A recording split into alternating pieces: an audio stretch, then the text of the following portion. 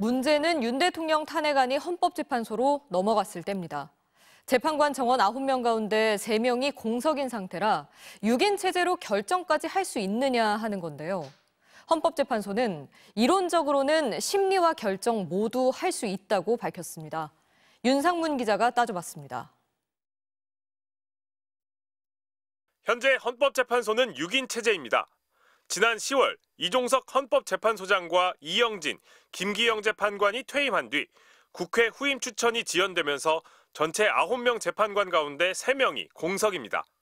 그런데 현행 헌법재판소법은 재판관 7명 이상의 출석으로 사건을 심리한다고 규정하고 있습니다. 원칙대로면 심리조차 불가능한데 현행 6인 체제로도 가능합니다.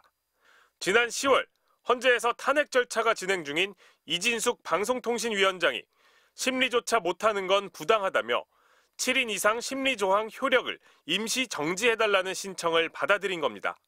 다만 6인 체제에서 윤 대통령 탄핵안을 심리해 실제 결정까지 할 수 있는지는 의견이 갈립니다. 헌법재판소법은 재판관 6명 이상의 찬성이 있어야 탄핵 결정을 할 수 있다고 규정하고 있습니다. 꼭 9명 전원이 있어야 하는 건 아닙니다. 박근혜 전 대통령 탄핵 때도 1명이 공석이었지만 8명 전원이 찬성해 탄핵안을 받아들였습니다. 헌법재판소는 현재도 이론적으로 6명의 재판관 만장일치 찬성이라면 탄핵이 가능하다고 설명합니다. 6명만 있어도 심리는 물론 결정까지 할 수 있다는 겁니다.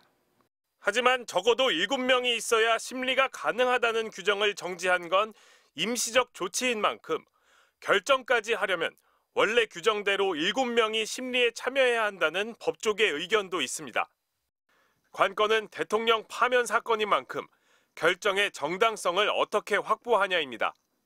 국회 3인이 지금 결원이 돼 있는 상태라고 한다면 그 자체로는 국민 대표기관인 국회의 의사를 반영할 수 없다는 뜻이 되는 거고, 그 범위 내에서는 정당성이 결여되어 있다. 가능하면은 국회에서 3인을 빨리 충원을 해서.